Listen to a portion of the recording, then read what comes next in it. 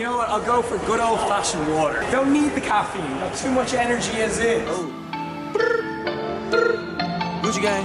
Ooh. That's it right now, Tina. Look on. Yeah. Gucci gang. Oh. Yeah. Big head on the Gucci gang, Gucci gang, Gucci gang, Gucci gang, Gucci gang, Gucci gang, Gucci gang, Gucci gang. Spread their racks on new chain. My bitch love doing cocaine. I fuck a bitch, I forgot name. I can't bob in the weather rain. Rather go and bob all man. Gucci gang, Gucci gang, Gucci gang, Gucci gang, Gucci gang, Gucci gang, Gucci gang, Gucci gang, Gucci gang, Gucci gang, Gucci gang. Spread their racks on new chain. My bitch love doing cocaine. I fuck a bitch, I forgot name. I can't buy no in the weather rain. Rather go and bob all man. Gucci gang, Gucci gang. I think integrity is gonna help you tremendously. So like a brand will come to me and they'll be like, yo, let's work together, and I'll be like, first of all, if I don't like the brand at all, I'll be like, no, okay, like it's just not gonna help. And so this is how you do it, okay, this is how you think about it. Let's say some testosterone booster that's full of herbs, it's literally full of like oregano. It's like, we'll pay you 5 G's for an Instagram post if you post about this. And I'm like, and I do it, okay? You lose all credibility, but you make $5,000 the short term. But how about this? In the long run, okay, you keep putting out that epic content, that true stuff, working with brands that you align with, that you like, okay? And then you come out with your own project, like a book. Just launched a book in January. You come out with an app, an ebook, you open a gym, you've got that integrity, and you're gonna have loyal customers because you haven't been feeding them full of shit.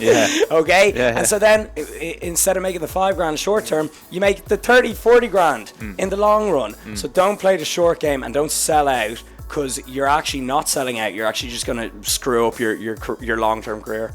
So yeah, there's a ton of fake shit, and you can see it from a mile away. Cannot breathe. Dancing abs so hard. World's shortest basketball player. Could have been me. Sydney meetup done.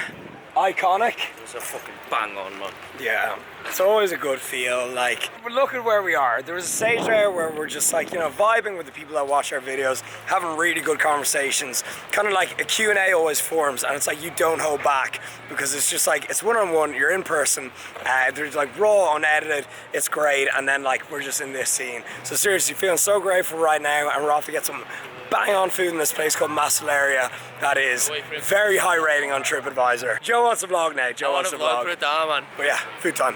Cape Grim. Regular steamed wings as well. That's it, thank you. And then I'll also chorizo sausage.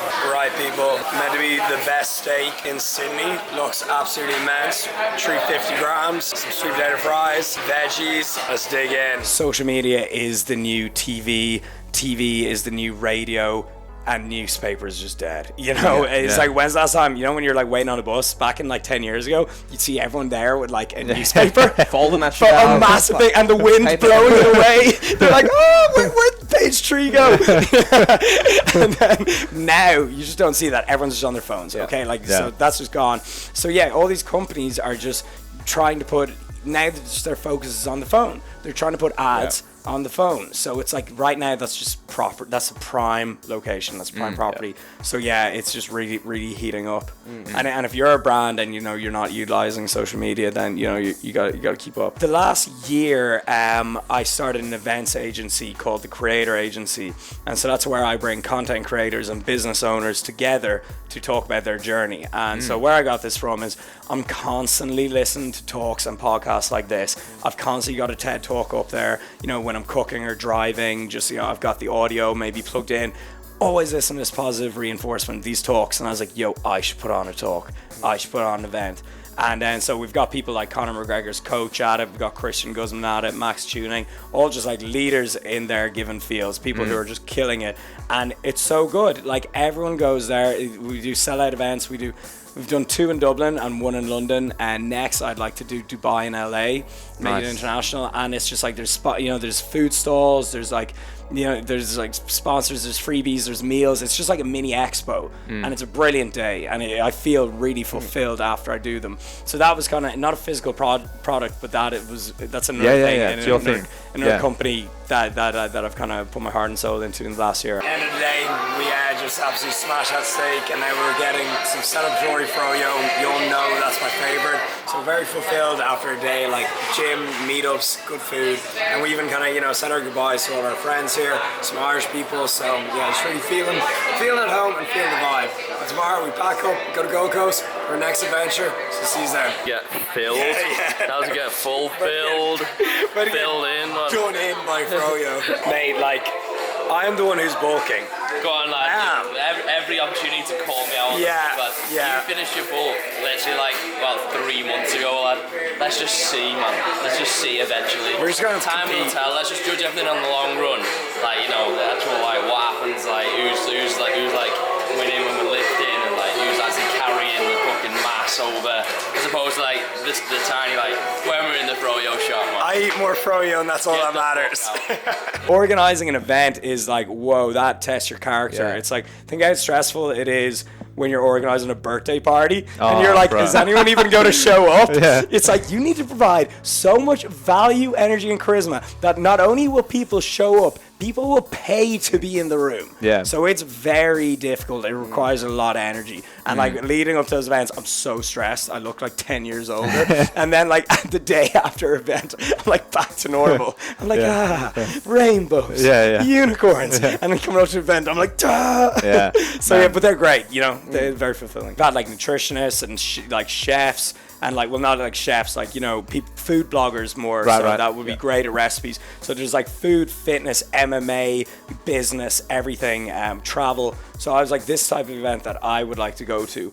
And so I was just that's what I'm going to focus on. Right. And so down the line, I want to kind of branch out and make it a brand that it's an event can happen and I don't even have to be there. Yeah. That would be the dream. Make it as big as TED Talks, Creator Talks. Yeah, that'd be cool. I know that would sound dope because content creation, it's just this what's hot right now. Yeah. So I'd love to do something like that. Make it really big. And that's when you can go full fire festival. Oh yeah. I was watching that. I was watching that documentary and I was this is so me. Yeah, it's come on guys, believe in it. Keep going. Yeah. I was what was the name of the guy in it? It was Billy. Yeah, Billy. I was I relate to Billy on a spiritual level. I was Billy is my spirit animal. Yeah, bro. But no, my events thankfully turn out well. Yeah, Rob's legit. He's not gonna be ripping anyone off. They're real tickets. Wait for the Bahamas creator agency. I'm not exaggerating, I'm not lying, okay? My friend went to it. You can see him at in the 50-minute mark, okay? Walking around like this. What's going on? Where's my cheese sandwich? You can see him, and I was going to go with him. I was literally I was so close. I was booking my flights and everything, and then I was almost got you. I was Billy almost got me. 182 is but what? I was literally I had an event on or something. Okay. Something came up, and thank God. I remember seeing it break out on Twitter, and I was just so relieved. I was the FOMO just went. Yeah, nice. But I was literally so close to going to it. Good. Yeah, it's hilarious. I remember when I was first starting out. Remember how eager you are at the beginning. I was must take 5 grams creatine at 8 a.m. Exactly. You're so. It was all about the time. The timing was everything. Now, I am just the opposite of meal timing. I recommend my clients to literally disregard it. Literally eat according to your schedule. Oh my God, intermittent fasting, 6 meals a day. Who's right, who's wrong? Okay, and it's so when I first started out, I was so neurotic about it, and it's crazy. And I think it just takes a little bit of growing up, a little bit of time, and a little bit of patience until you realize, and you try a few different things out until you kind of mature and you realize okay, I don't need to be like this. There's better ways to get results. There was one time I was really young and I ate a big cheat meal and straight I was oh my God, I'm bloated, and straight away I started doing sit-ups and stuff. Oh my God, in the restaurant. Yeah. I was everyone clear the way. But so I just in the past 3 years, so I turned 27 last week. So when I was maybe 23 or something, I realized I was Rob, look, it's okay. If you mess up a little bit, it's not going to make a difference as long as you're doing the vast majority of things right. But yeah, it's so funny that you mentioned that. You're when you first go in on it, you're just you're obsessed with it. It's you just found a new hobby and you just want to go all in on it. Sleep is one thing that I've just noticed is huge. For me, 7 to 8 hours, if more better. And when I go below 6 hours of sleep per night, I just get not myself. Like, you're just not on top of the day. Sleep is a huge one.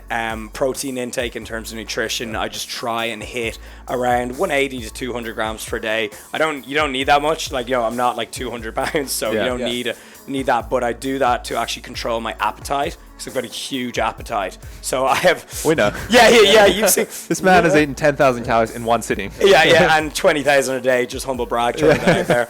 But so, I have a huge appetite, so I have to have a high protein intake, because protein intake, we've, loads of studies showing how satiating it is. Yeah. So that would be like a nutrition thing, along with like, I try to eat a salad a day. So these are like some ballpark things I do, especially when traveling. Depends on my goals in terms of calories, like if I'm cutting or trying to gain weight, of course. And then in terms of training, if I know I'm going to have a busy week, I just try get in enough frequency. So if I know I'm going to have a crazy packed week and I'm only going to hit the gym 3 times, I'll do 3 full body sessions a week. And like, it's pretty good. Like, you look tidy, you look fine. If I know I'm going to hit the gym 4 times a week, I'll do upper lower, and then I usually train 5 or 6 days a week. So kind of for legs, push, pull, split. That's when everything's on point. So I just adjust my training to kind of deal with frequency and total volume and total workload. So in terms of training, nutrition, and sleep, they're just some kind of like guidelines, basics boxes that I tick. There's obviously like merits to everything. Like, for example, having a post-workout shake, it's probably not the worst idea. Will it make or break you? No. Okay, so it's like there's a little bit of truth to all these things you hear, but you need to kind of think about it. Is it substantial, and is it going to make a massive difference? But in terms of in 2019, I kind of want to compete again. So that is when I'm going to have to go back to like 17-year-old neurotic Rob. Or compete in bodybuilding. Yeah, in men's physique. So the last time I did that would have been in 2016. Okay. And first time I did it was 2015. Came like didn't place, possibly last. They're just like, this dude is not even worthy of a position. And then I was like, I did everything wrong. And then I did the exact same competition the year after, and I was like, I'm not letting that happen again. So like I just like peak week perfect, gave myself plenty of time instead of like 8 or 12 weeks, I did like 16-week prep. Like, you want to be ready 2 weeks early. You want to be stage lean like 2 weeks in advance, pretty much, and then just cruise into the show. So I did that, and then I got home first place. Oh, wow. So yeah, that was an awesome feeling. And then 2017, 2018, I just left competing because I was like, I left it on a high. I'm like, I don't want to mess it up. But 2019, I think it's like the year I just like give it another go for YouTube content, and just for the laugh. Like, I'm actually not very like pro competing. Like, I think it's a bit messed up. Like, there's a lot of eating disorders. You're essentially like starving yourself to death. There's a lot of like weirdness in the industry as well. Like, it's subjective. Someone could just like know one of the judges and you could win. So it's a mess. It's a weird industry. So I would make sure that if I did it, I wouldn't be doing it for the plastic trophy and to get oiled up on stage. I'd be doing it for the YouTube content and for the social content. Because people like following along a journey, and people, it's interesting to see how to get super lean. It is an interesting thing. So yeah, it's funny. We asked, I don't know if you know him, Brett Contreras. He's like the glute guy, right? He's one of the first people I ever followed. Like, ever. Back when I was like college dropout, like him and Eric Helms, everything. Like, I read, like, remember when people used to read websites? I would read his articles. Like, I'd read bodyrecomposition.com, Lyle McDonald's stuff. I'd read all these, and Brett was one of them. Yeah. It's like an extreme sport. Like, before you go skydiving or like bungee jumping, you understand that the rope could break. And you could go kersplat. So I think like when doing any extreme sport, you need to just understand the seriousness of it, the consequences, and if you still really want to do it, well, then go ahead. But as long as you look at the negatives along with positives. Like, I'm a very positive guy. I always seek positive and everything, but that doesn't mean I'm like unrealistic, right? Or I'm living in some fantasy world. I'll still look at the negatives and think about that. That's just what a logical person would do. So definitely understand where you get yourself into and do your homework. I see a lot of guys, and it's like they're jumping into it girls as well, and they're jumping into it too soon. Like, they actually just don't have a foundation of muscle, and like you can just see it's like there's like muscles that like they haven't even like train, but like no the rear traps. delts, stuff that they just haven't really put in. They haven't put in the years, and so like, and then they're cutting down even harder, and it's just like, they look shit. Yeah, you just look. You're making yourself smaller. It's a waste, so and it's like it's an unhealthy look. So give it time and don't rush into it. I would say that, and understand that you're going up against people that are taking steroids, like a lot of them, and they've also got like years and years of training on you. There are obviously like brands that you work with where I think probably some of the athletes are open about performance enhancing drugs, right? And it's interesting because like usually brands pick a side, right? Like if you get caught with steroids and you're a Nike ambassador, contract's gone, right? Like John Jones, right? As soon as he lost everything in like one day. And that's usually how it goes. That's what we've come to expect. However, there's like this new generation, right? And these other brands are deciding, okay, that's totally cool as long as you're a good person, you have a good following. If you're open about it, that's fine. And here, this guy is not using it. He also is our brand ambassador. You guys have the same contracts, right?